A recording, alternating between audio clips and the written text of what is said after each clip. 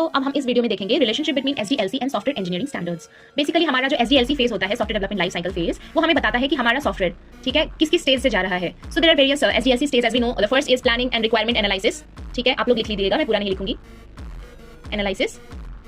Second हमारा होता है डिजाइनिंग, उसके बाद आता है इंप्लीमेंटेशन कोडिंग फेज, उसके बाद नेक्स्ट हमारा होता है टेस्टिंग फेज। सिमिलरली ऐसे करके हमारा मेंटेनेंस, ठीक है, सॉरी डिप्लॉयमेंट, उसके बाद मेंटेनेंस, उसके बाद रिटायरमेंट डिस्पोजल फेज होता है। तो हम इन दोनों के बीच का अगर रिलेशनशिप पढ़ें तो हम क्या देखेंगे, हमारा रिक्वायरमेंट या प्लानिंग एनालिसिस फेज पे क्या होता है। एसडीएलसी हमारा बताता है इस फेज में कि हमारे यूजर का नीड क्या है, गैदरिंग रिक्वायरमेंट्स, जो भी रिक्वायरमेंट है उनके उसको गैदर करना है। ठीक है, प्रोजेक्ट हम क्यों बना रहे हैं, प्रोजेक्ट का स्कोप क्या है वो बताता है। इस फेज में हम वो इंप्लीमेंट करते हैं। अब इसमें कैसे स्टैंडर्ड्स लगेंगे, तो जो इसमें स्टैंडर्ड लगेगा वो होगा आईएसओ, आईईसी, IEEE 12207। ये स्टैंडर्ड इसमें planning and requirement analysis phase में डिफाइन करता है how requirements would be collected, documented, कैसे डॉक्यूमेंटेशन किया जाएगा और उसको वैलिडेट कैसे किया जाएगा, ये चीज बताता है ISO IEC IEEE 1220 standard for the phase of planning and requirement analysis. So हम क्या लिखेंगे लास्ट में कि जो हमारा ये हमारा स्टैंडर्ड क्या इंश्योर करता है कि हमारा रिक्वायरमेंट कोई भी मिस ना हो, सारे स्टेक होल्डर्स जो भी एड्रेस की जाएंगी, मतलब किया जाना चाहिए, वो सारे एड्रेस की जा रही है, ये बताता है। ठीक है, so the results will be clear, complete and traceable requirement. ठीक है, ये हमारा हो गया। This is all for planning and requirement analysis phase. Now we will move forward to the design phase.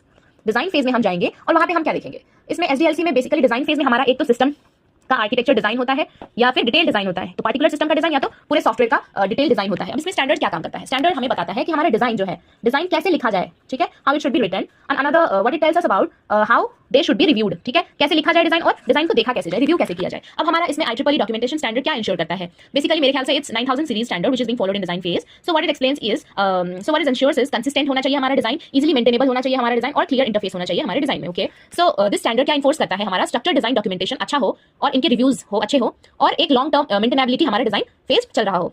So well structured हो और understandable design हो, सबको समझ आए। The next phase is implementation और कोडिंग फेज। ठीक है, कोडिंग लिख लो, कोडिंग फेज, इसको हम इंप्लीमेंटेशन भी बोलते हैं। ठीक है, तो ये तीसरे फेज में क्या होता है, कोडिंग इंप्लीमेंटेशन में जो हमारा एसडीएलसी है उसमें हम क्या करते हैं, कोड्स लिखते हैं और कोड्स लिखने के बाद हमें यूनिट टेस्टिंग करते हैं। ठीक है, यूनिट टेस्टिंग इसमें कोडिंग में हम कर लेते हैं। यूनिट सिंगल सिस्टम, किसी भी यूनिट टेस्टिंग क्या है, किसी भी सिंगल मॉड्यूल को के ऊपर टेस्ट करना, एक सिंगल यूनिट पे टेस्ट करना। ठीक है, अब ये इसमें हमारा जो स्टैंडर्ड है वो क्या इंश्योर करता है, जो आईएसओ IEEE स्टैंडर्ड है वो इंश्योर करता है नेमिंग कन्वेंशंस।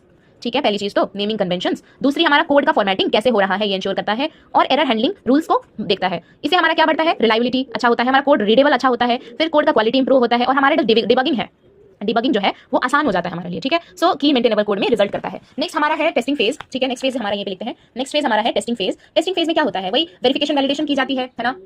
उसके बाद वेरियस टेस्ट प्लान्स किए जाते हैं, टेस्ट प्लानिंग, टेस्ट केसेस लिखे जाते हैं। ठीक है, टेस्ट केसेस लिखे जाते हैं, फिर रिपोर्ट्स तैयार की जाती है टेस्टिंग में। ठीक है, सो वेरिफिकेशन एंड वैलिडेशन होता है टेस्टिंग में और टेस्ट प्लानिंग की जाती है, टेस्ट केसेस लिखे जाते हैं, टेस्ट रिपोर्ट्स बनाए जाते हैं। ये जो ये वाला फेज है टेस्ट के, ये 829, ठीक है, IEEE 829 बताता है। उसके बाद हमारा IEEE 1012 हम ऑलरेडी पढ़ चुके हैं, वेरिफिकेशन एंड वैलिडेशन